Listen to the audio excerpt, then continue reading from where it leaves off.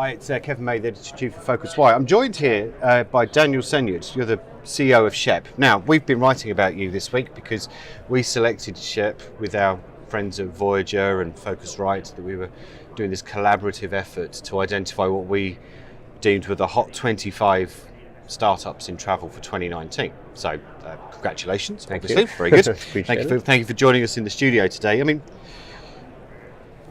I don't want you to give us the sales pitch, but why do you think you stand out above some of the others that are, frankly, doing similar things? Yeah, I feel like that in corporate travel, there certainly is some innovation, but the models kind of stayed the same. You build a single site, you force people to go into that with limited content, and travelers just are kind of pushing against those boundaries.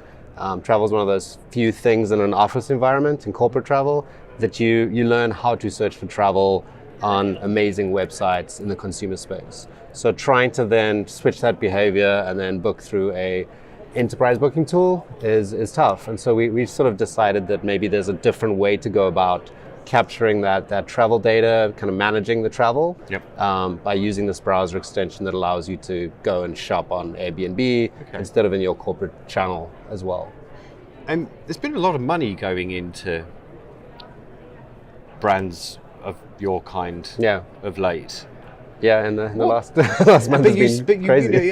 Yeah, indeed. But you've just admitted that a lot of stuff hasn't changed that much. You know, there would be TMCs, some of the big TMCs that would say, well, we can do that, but we're just busy doing other stuff. Why do you think the money is flowing into your particular kind of sector at a startup? Yeah, I think the recent funding activity has been in booking tools, so like a Concur-like model, single site booking, that are targeted more at smaller businesses. So Concur is just big and sort of, exists in the really large enterprise space. The funding activity has really been in that like mid-market unmanaged travel, trying to get those people on. So everyone kind of realized at the same time that was a appealing space, the unmanaged travel. We're starting to actually move up market to sit alongside existing travel ecosystems to sort of say there's this blind spot when someone is meant to book on channel and they go and book on a OTA, this data is lost to you until they get back from their trip. So we sort of are at the moment more of a complementary than a replacement for a booking tool. Okay. And when we've been talking to you prior to the publication of the Hot 25, and you says here you want to roll out Shep to guide, monitor, and capture business booked on travel sites of these companies. I mean, how do you do that? Is it difficult to do to roll out quickly or at scale? Yeah, so we announced a partnership at BT and Innovate 2 weeks ago with Flight Centre. So we're doing some sort of channel stuff with TMCs. So that's kind of part of that is a combination of going through channels and then direct sales. But the actual technical implementation, we've built algorithms that can capture this booking data on these sites through a browser extension. So the implementation and IT department rolls out a browser extension to employees' computers, and when they go from their company designated booking tool to a Expedia or an Orbitz, we then recognize that and our algorithm kicks into play and starts tracking and guiding that booking. So I mean, it's interesting because you say you work with TMCs then. So do they consider you kind of frenemies, or how does that kind of work, or as a complement to what they do already? So their value prop is they go to a company and they say, hey, we'll manage all your travel. And there's a dirty little secret that 50% of hotels, 28% of air, based on a bunch of studies, are being booked on consumer sites. They're not actually managing 100% of the travel. So we're coming in and sitting alongside them and saying, when people leave their managed environment, we'll capture that unmanaged data and bring it back in. So now the TMC can actually report on the full scope of bookings as opposed to the partial. And so we do kind of work with them and help them. There is a frenemy element where some of them recognize this is a problem and they want to solve it for their customers. They realize they're better off having this data for duty of care.